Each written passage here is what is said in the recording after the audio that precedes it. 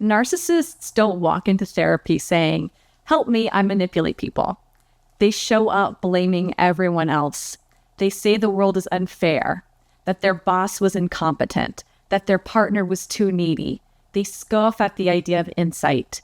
They challenge the therapist's authority. Sometimes they say nothing at all, just sit in silence, arms crossed, waiting for you to fail them. It's no wonder that 60% of narcissists who even show up to therapy end up abandoning it altogether.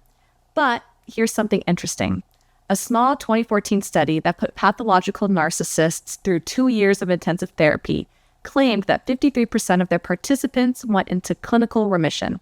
Did the grandiosity vanish? Did the rage go away? Did they just change?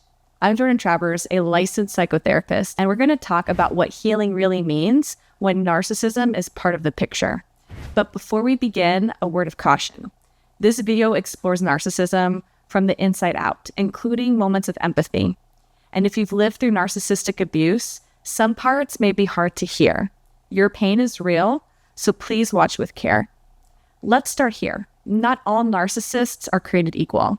Their personality types, early childhood experiences, and a whole host of other factors determine how a person's narcissism might manifest. One study pulled back the curtain on something we rarely get to see: narcissism in the therapy room. Not theory, not diagnostic codes, real patients and real defenses. Mr. A walked in furious. He blamed everyone, his family, his neighbors, the VA. He met full criteria for narcissistic personality disorder. Sessions became battles. He mocked their training, fantasized about violence, and quit therapy twice. Not once did he ask for help. Mr. B looked different, quiet, suicidal. But underneath the despair was entitlement. He wanted others to fix his life while he sat back and judged them for not doing it fast enough. His music, only worth playing if people paid. His jobs, not worth keeping if the schedule didn't revolve around him. His depression, full of rage, not sadness. And then there was Mr. C, isolated, ashamed. Living in his parents' basement, he looked vulnerable until the fantasy came out. He lied about being a restaurant owner, demanded raises after 1 hour at work, expected praise without effort. When reality hit, he retreated into delusions of greatness. 3 men, same wound, different masks. This is what narcissism looks like in therapy. Not just grandiosity, but collapse, entitlement, and shame. And if you don't know what to look for, you'll miss it. To treat a hard-boiled and complex narcissist, a therapist, as with any other patient, looks at the root.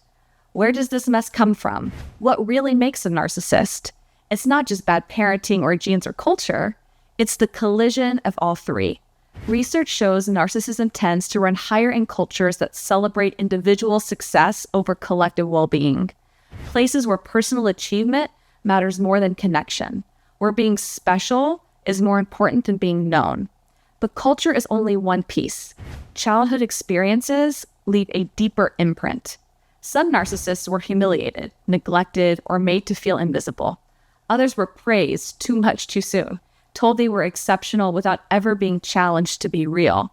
Some lived under constant pressure to perform. Others were never allowed to fail. One study found that overprotective parenting was linked to both vulnerable and grandiose narcissism. Others showed that setting too few boundaries, too much freedom with too little guidance, was tied to vulnerability. Too much praise, on the other hand, bred grandiosity. And then there's genetics. Some traits, like entitlement or grandiosity, can be partially inherited.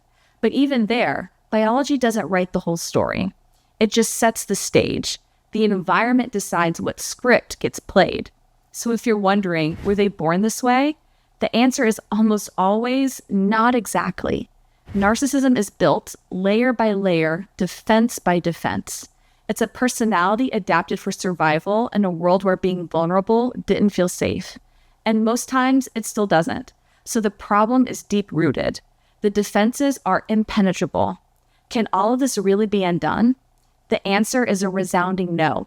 You can't rewrite someone's past or genetic code. But is there room for visible improvement? A groundbreaking 2024 Harvard study says yes, but only under rare, brutally demanding conditions. The researchers picked 8 people, all formally diagnosed with narcissistic personality disorder. No jobs, no partners, isolated, financially dependent, emotionally paralyzed. They entered long-term therapy. Not 6 weeks, not 6 months, 2 to 5 years of sustained, intensive work. By the end, every single one of them no longer met diagnostic criteria for NPD. Not by the DSM, and not by the gold standard diagnostic interview for narcissism. Their lives weren't just better, they were functioning, studying, working, building stable relationships, supporting themselves. And the traits that once defined them, entitlement, grandiosity, emotional chaos, dropped off. Narcissism scores fell from 11 to less than 1. Clinically, that's massive. So what made the difference? They were treated by experts, therapists with decades of experience, people trained in the emotional war zone that is a personality disorder. The therapy was flexible, long-term, and often included group work, medication, even residential care. But the key, they stayed, even when it hurt, even when it shattered their self-image, because therapy for narcissism isn't just hard, it's humiliating. It breaks through defenses that were built to protect unbearable shame. That's why most don't make it. They walk out, they blame the therapist, they devalue the process. 60% drop out before it even begins. But this study proves something important. When the narcissist stays, when the therapist holds steady, and when the relationship is strong enough to withstand rupture after rupture, transformation is possible. Let me leave you with the voice of someone who's lived it. He writes, "The paradox of our experience is that we gaslight ourselves first before anyone else." He describes himself as someone with the emotional awareness of a toddler, tantrums and all. Someone who spent years in therapy, years in addiction recovery, years learning how to stop running from shame. And yet, he admits he could fall back into denial at any time. That's the nature of the condition. That kind of honesty doesn't erase what narcissism destroys. It doesn't undo the impact on the people around them. But it shows us that sometimes, with time, treatment, and a willingness to take responsibility, a small shift is possible. Still, we have to be honest. This isn't the norm. Most narcissists don't make it this far. Many never seek help, and most abandon it when it gets hard. Responsibility is rare. Accountability is even rarer. And staying self-aware, that's the hardest part. This isn't a promise. It's not a redemption arc. It's just a small step, one that begins when the person with narcissistic personality disorder stops blaming everyone else and finally looks inward.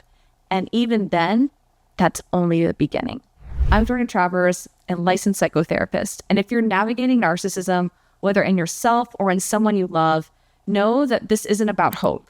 It's about reality. And sometimes that starts with one honest step. I'll see you in the next one. Bye.